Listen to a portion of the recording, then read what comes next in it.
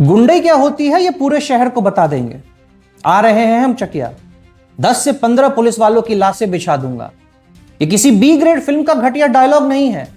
ये मोतिहारी एनकाउंटर से ठीक पहले कुख्यात अपराधी कुंदन ठाकुर द्वारा चकिया पुलिस को दी गई सीधी और सरेआम चुनौती थी।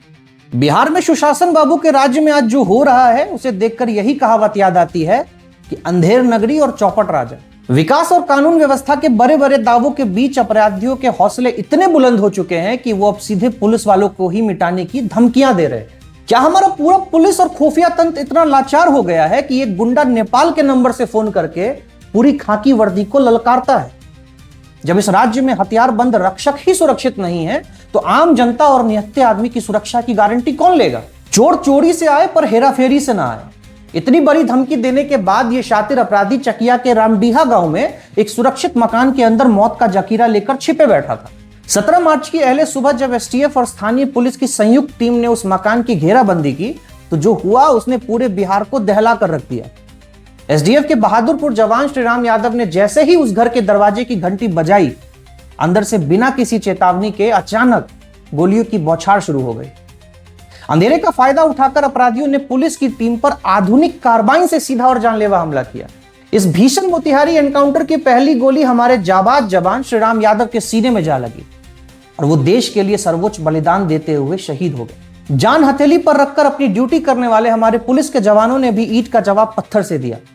सीने और कमर में गोली लगने के बावजूद श्रीराम यादव और उनकी टीम ने जो अदम्य साहस दिखाते हुए पलटवार किया वो काबिले तारीफ है।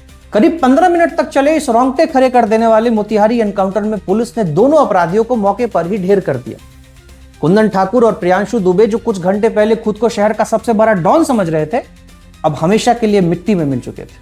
लेकिन व्यवस्था की यह जीत बहुत भारी और दर्दनाक कीमत चुकाकर मिली है। एक बूढ़ी मां ने अपना इकलौता सहारा और एक पत्नी ने अपना सुहाग खो दिया है। क्या इस शहादत का सच्चा और सीधा हिसाब अंधी और बहरी राजनीतिक व्यवस्था कभी दे पाएगी?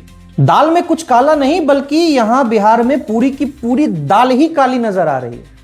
इस खूनी मोतिहारी एनकाउंटर ने कई ऐसे चुभते हुए सवाल खड़े कर दिए हैं जिनका हिसाब सत्ता के वातानुकूलित कमरों में बैठे हर नेता को देना ही होगा। इन गली मोहल्लों के अपराधियों के पास कार्बाइन जैसे आधुनिक और मिलिट्री ग्रेड के घातक हथियार आखिर आ कहां से रहे हैं और कैसे आ रहे हैं?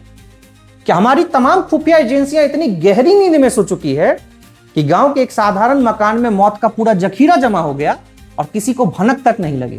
नेपाल बॉर्डर के रास्ते हथियारों की जो अवैध तस्करी खुलेआम हो रही है उस पर लगाम कसने में हमारा सिस्टम पूरी तरह से फेल साबित हुआ है।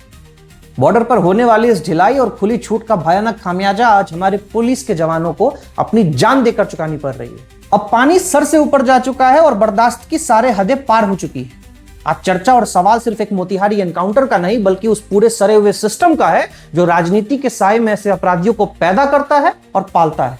जब तक पुलिस महकमे को राजनीतिक दबाव और बाबूशाही से पूरी तरह मुक्त नहीं किया जाएगा तब तक सुशासन सिर्फ कागजों पर, भाषणों में और विज्ञापनों तक ही सीमित रहेगा।